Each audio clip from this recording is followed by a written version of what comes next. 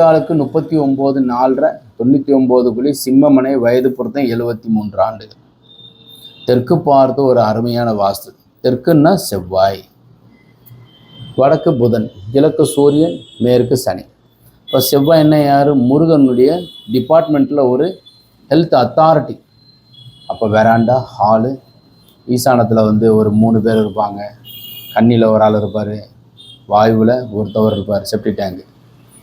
So master bedroom, toilet, kitchen, வாயு மூலையில். வடக்க பார்த்து சமையல் செய்யலாம், கிழக்கு பார்த்து சமையல் செய்யணும்.